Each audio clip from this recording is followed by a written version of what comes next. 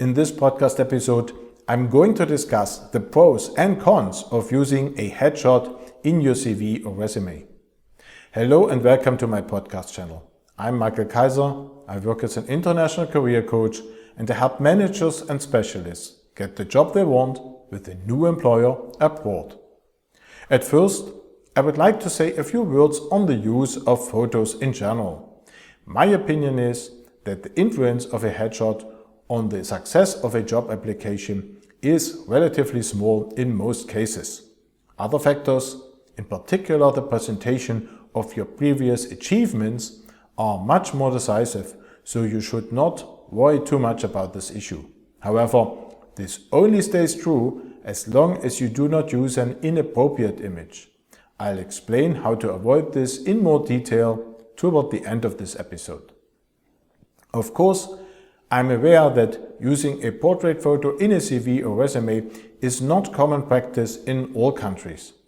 As a globally active coach, I am therefore occasionally asked whether such a photo should be included, even if it's not typical in my client's own country. Here is what I normally answer. If you cannot think of a good reason why including a photo in your CV or resume would actually have a detrimental effect on your chances in your particular situation, then it's best to include one. The possible fact that many others may not do so is not a sufficient counter-argument. After all, you can also be a bit innovative, right? There are also two very good specific reasons for including a headshot. First of all, the modern presentation of professional profiles is shaped by the global social network LinkedIn in many ways. Here, the use of a profile photo is common all over the world, and profiles without a photo tend to make a bad impression. In addition, the well-known psychological principle applies: a picture is worth 1,000 words. A good headshot can therefore help you make a professional and nice impression on the reader right from the beginning. But there are also possible reasons against it. Cultural reasons, for example, may suggest that you prefer not to include a photo. In this context, however, the culture of the country where the hiring company or its specific branch is located is relevant, and not necessarily the one of the region you are from. When in doubt, simply inquire with the company beforehand what their take on the use of headshots is. Your age can also be one of the cons.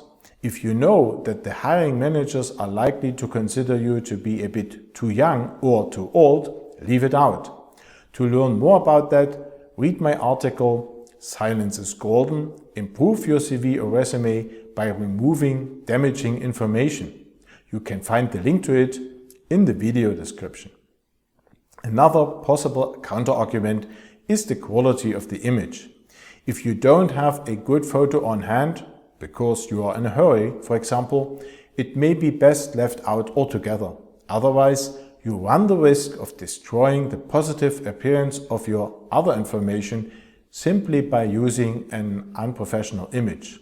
In this case, your picture may convey more than 1,000 negative words. Here are a few tips for presenting the perfect headshot.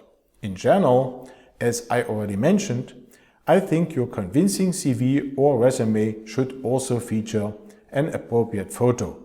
This livens up your otherwise very text-heavy document and gives it a friendly feel. You don't need to look like a model for it. It's simply a matter of conveying a professional impression. To reach this goal, you should have your headshot taken by a professional photographer. Such a specialist knows what the result should look like and does not only possess the appropriate equipment, but also the necessary skills. Good photographers also manage to portray camera-shy people in an attractive way. Dress as you would for a job interview in your industry. This small investment makes sense, especially since you need a nice photo of yourself in other situations as well. This applies to the already mentioned social network LinkedIn, for example, which can be a great aid in your job search and applications. However, there are a few pitfalls to avoid at the same time. Since the introduction of biometric passport photos with their grim facial expressions, it is no longer a good idea to use a simple passport photo as a headshot for your CV or resume. In my opinion, this has actually increased the average quality of photos used there and in similar situations. Most private snapshots, in turn, do not convey the necessary professionalism, however authentic, human, nice or funny they may appear from a personal point of view. And don't use scanned pictures as they don't have the necessary technical quality in most cases. I also have a special piece of advice just for the ladies. Dear ladies, once you are at the photographers, you are welcome to have as many other pictures of yourself taken as you want. But please make sure that your photo shoot also produces a few pictures suitable for job applications. For them, you should be dressed discreetly and professionally and avoid any creativity, in particular when it comes to posture. And when placing your picture in your CV or resume, make sure it's not too big. And here is my special advice to men. Gentlemen, even if you dislike visiting a photographer and would rather invest the money into something real, yes, it is actually necessary for the creation of a professional application portfolio. And no, the funny picture that your buddy took of you with his cell phone on Father's Day is really not appropriate. At last, a few tips on the right place and size. I recommend placing your headshot in the upper right corner of the first page of your CV or resume in approximately the size of a passport photo. A bit larger is still acceptable. This way you still have enough space at the top to include your contact details, your current overall job title as a header for the entire document, and the very important summary of the most convincing facts about your experience. Now, if you would like me to help you with all of that in person as a professional career coach, I'll be very happy to support you. If this is of interest to you, go to my website and click on the big button to apply for a free orientation call with me. In this call, we will analyze your current situation and needs in detail, and we will also find out how I can help you best to reach your goals fast.